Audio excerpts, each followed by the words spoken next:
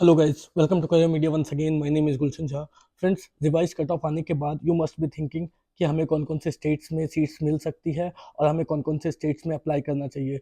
There are around 15 open states, 15 open states हैं। और 15 के 15 ओपन स्टेट्स में अगर आप काउंसलिंग करने जाओगे तो यू विल गेट कंफ्यूज। आप पूरी तरीके से कंफ्यूज हो जाओगे कि कहाँ कौन सी स्टेट की फॉर्म कब आ रही है, कौन सी स्टेट में आपको अप्लाई करना चाहिए, कौन सी स्टेट में आपको सिक्योरिटी अमाउंट पे करनी चाहिए, कौन सी स्टेट में आपको मिल सकती, कौन सी स्टेट में आपको नहीं मिल सकती। So it's a matter of confusion कि इतने ओपन स्टेट्स हैं और रिवाइज कट ऑफ आने के बाद आपको कहाँ मिल सकती है और आपको कहाँ कहाँ अप्लाई करना चाहिए। सो इसी पर आज हम बेसिकली जो है वो डिस्कशन करने वाले हैं कि एक तो सबसे पहले हम बजट को भी देखेंगे कि आपकी बजट कितने तक जा सकती है अगर आप किसी एक पर्टिकुलर ब्रांच को टारगेट कर रहे हो तो। और उसके बाद वो जो बजट है वो आपको कौन कौन से स्टेट में आपको अप्लाई करना ज़रूरी है जिससे कि you can create a chance, कौन कौन से स्टेट्स में आप रजिस्ट्रेशन करोगे जिससे कि you will keep your decent options open, right. So इसी पर आज जो है बेसिकली हम बात करने वाले हैं। सबसे पहले बात कर लेते हैं कि रिवाइज कट ऑफ जो न्यू आई है वो 201 मार्क्स है for general category and for other categories के लिए अगर देखें तो 169 है। सो जो प्रीवियस कट ऑफ थी वो थी 275, अब वो कम होकर के 201 हो चुकी है। सो ये जो न्यूली बंच ऑफ स्टूडेंट्स है जो क्वालिफाई हुए हैं 275 से नीचे 201 तक, ये एक हैंडसम नंबर है। काफी स्टूडेंट्स हैं जो इस जनरल कैटेगरी में जो कि इस रेंज में आते हैं और सभी students all the students are looking for their respective seat in their respective budget. So obviously competition तो है ही है, उसके साथ साथ जो न्यूली क्वालिफाइड स्टूडेंट्स हैं उसके साथ साथ आपको उन स्टूडेंट से भी compete करनी है, आई मीन सीट लेने में जो 275 जो प्रीवियस कट ऑफ थी उससे पहले, मतलब जो पहले से क्वालिफाइड हैं उन स्टूडेंट्स के साथ भी आपकी कंपटीशन है और साथ में अभी जो न्यूली क्वालिफाइड स्टूडेंट्स आए हैं उनके साथ भी आपकी कंपटीशन है। सो बेसिकली जो बजट आपकी जाएगी वो डिपेंड करती है कि आपको कौन सी ब्रांच चाहिए।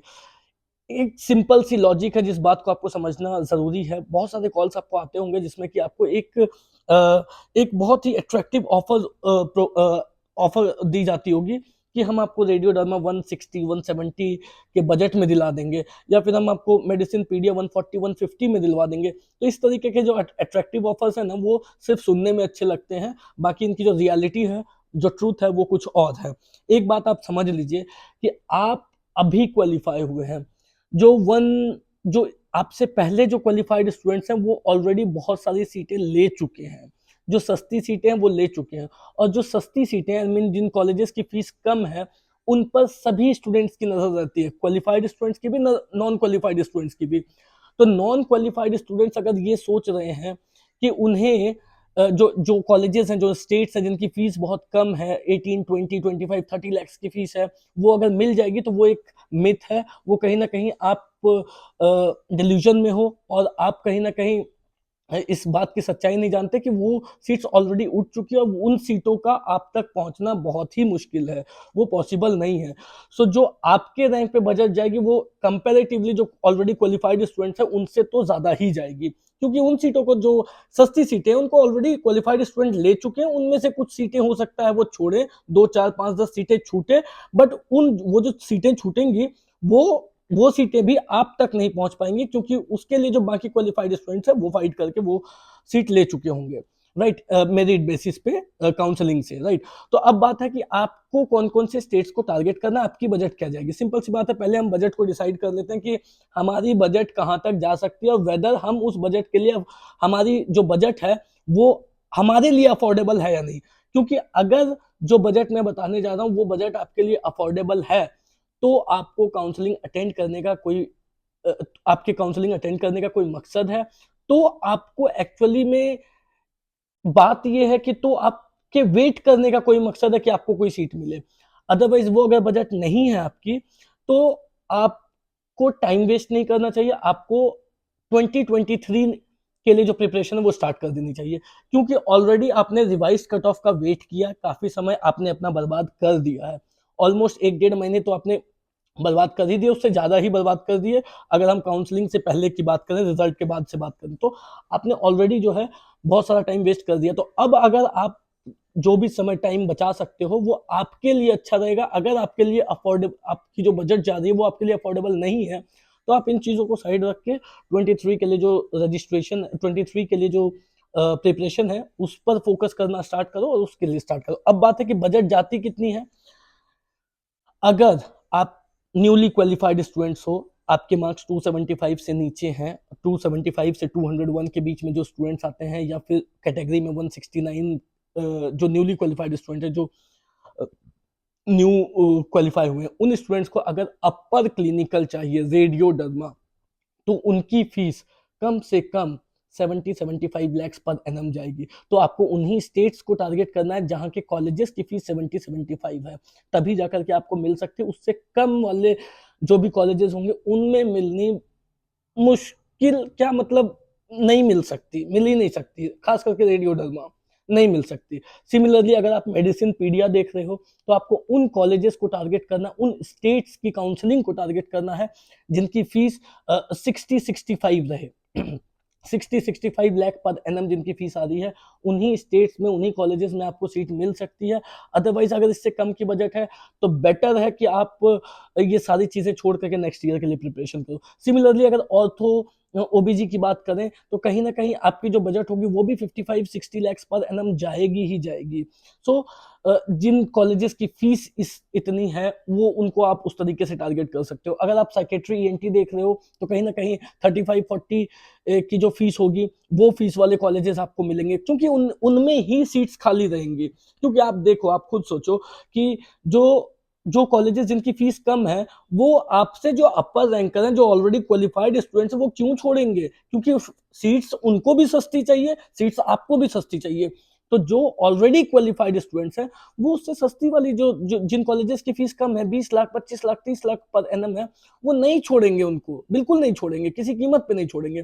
तो आप इसलिए जब वो सीटें ऑलरेडी फुल हो जा रही है, तो उनसे जो महंगी सीटें वही आपके रेंज में, रैंक में जो है वो अवेलेबल रह सकती है, और उनकी फीस जो है वो इस तरीके से 40-45-50 इस तरीके से फीस है।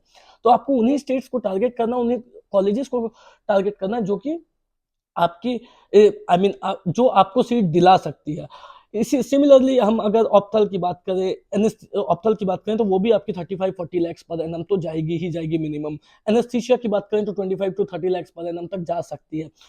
तो इस तरीके से आप देखोगे कि अपर क्लिनिकल जो है वो कहीं ना कहीं 25 से लेकर के 70-75 तक जा सकते हैं। 25 फॉर लोअर क्लिनिकल जैसे कि एनेस्थीसिया वगैरह हो गया, और अगर आप अपर क्लिनिकल देख लो जैसे कि रेडियो डर्मा देख रहे हो तो 70-75 जाएगी, जाएगी ही जाएगी, उससे कम नहीं जाएगी। उससे भले ही ज्यादा चली जाए लेकिन उससे कम तो नहीं जाएगी।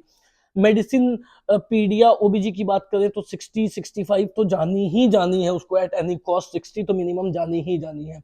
सो बात है, अब ये बजट है, अगर ये बजट आपके लिए अफोर्डेबल है तो आप काउंसलिंग को अटेंड करो, वेट करो कि आपको सीट मिल जाए।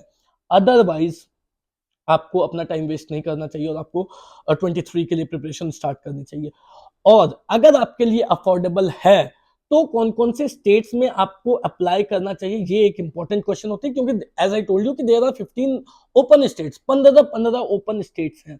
कहाँ कहाँ आप 2 लाख रुपए दोगे, कहाँ कहाँ की आप रजिस्ट्रेशन करोगे, कौन किसकी कौन सी साइट है, किसके लिए कौन क्या चॉइस फिलिंग आपको रखनी, किसकी कितनी फीस है, ये सारी चीजें जो है इतने कम समय में जानना जो है वो काफी टफ हो जाता है। सो बेसिकली 4-5 स्टेट्स को आपको टारगेट करना है। अगर आपका बजट है तो आपको एक राजस्थान को टारगेट करना जरूरी है, कर्नाटका को टारगेट करना जरूरी है, राजस्थान, कर्नाटका, अगर इसके अलावा तेलंगाना, आंध्रा, ये 4 स्टेट को आपको टारगेट करना जरूरी है। और इसके अलावा अगर एक डीम्ड को आपको टारगेट करना जरूरी है, और अगर आप एनआरआई डॉक्यूमेंट्स बनवा सकते हो तो आप एनआरआई से भी अपने डीम्ड के ऑप्शंस को ओपन रख सकते हो। अब अगर आप एनआरआई डॉक्यूमेंट बनवा लेते हो तो आप डीम्ड के मैनेजमेंट सीट्स के लिए भी एलिजिबल हो और एनआरआई सीट्स के लिए भी एलिजिबल हो। अब कुछ कुछ स्टूडेंट्स को ऐसा लगता है कि एनआरआई की फीस तो बहुत ज्यादा होती है। एनआरआई की फीस जो होती है वो 40-45 लाख से स्टार्ट होती है। कुछ कॉलेजेस हैं जिनकी 40-45, 48, 50 लाख, 55 लाख, 60 लाख, 61 लाख की फीस है। तो अगर आपका ये बजट है और आप राजस्थान, कर्नाटका की अदर्स कोटा सीट इनको टारगेट कर रहे हो, तो अगर आप डीम्ड की के लिए आई मीन एनआरआई डॉक्यूमेंट्स बनवा सकते हो तो बनवा लो, क्योंकि ऑलमोस्ट 30 के आसपास आपके डीम्ड की जो है वो रजिस्ट्रेशन स्टार्ट होने वाली है, एमसीसी के राउंड 3 स्टार्ट होने वाली है। सो आपको जो है सो उसमें ये काम आएगी। तो ये आपकी बजट जाएगी और ये बेसिकली 4-5 काउंसलिंग है जो आपको टारगेट करना है। अब आंध्रा और तेलंगाना में आपके 10,000 रुपीज लगते हैं, 10,000। कर्नाटका में आपके 1 लाख रुपीज लगेंगे, सिक्योरिटी अमाउंट की बात कर रहा हूँ। राजस्थान में आपके 2 लाख रुपीज लगेगी और डीम्ड में आपके 2 लाख रुपीज लगेगी। तो हुआ क्या कि राजस्थान और डीम्ड में 2-2 लाख करके आपने दिए, 4 लाख यहाँ दे दिए। आंध्रा और तेलंगाना में 10-10 हजार दिया, 20,000 ये दे दिया और कर्नाटका में 1 लाख दिया। तो 5,20,000 5,30,000 क्या अप्रॉक्स आपकी सिक्योरिटी लगेगी। बट ये चीजें हैं कि आपका बजट है तो इनमें आपको सीट मिल जाएगी। तो ये तो बात हो गई कि कितनी आपकी बजट जा सकती है और कौन कौन से स्टेट्स को आपको टारगेट करना है। इसके बाद भी अगर आपको ऐसा लगता है कि कुछ डाउट हो, कुछ क्वेरी, अब एक और बात इंपॉर्टेंट चीज ये है कि राजस्थान की काउंसलिंग ओपन हुई थी दोबारा और आज उसकी लास्ट डेट है। तो जो भी न्यूली क्वालिफाइड स्टूडेंट्स हैं वो राजस्थान की फॉर्म जरूर फिल कर लें। अगर उनका उनका बजट ये 50-60 का बजट है तो वो जरूर राजस्थान की फॉर्म फिलअप कर लें, आज लास्ट डेट है। साथ में यूपी भी ओपन हुई है, आंध्रा भी ओपन हुई है, तेलंगाना भी ओपन हुई है, कुछ दिन में कर्नाटका भी ओपन हो जाएगी। तो ये जो है ये चीजें जो है आपको कर लेनी चाहिए। सो गाइस, कोई डाउट हो, कोई क्वेरी हो तो आप दिए गए नंबर पे कॉल कर सकते हो और अगर आपको ऐसा लगे कि आपको करियर मीडिया से गाइडेंस की जरूरत हो तो आप दिए गए नंबर पे कॉल कर सकते हैं। We can guide you, right? That's all for today guys, thank you so much, have a nice day.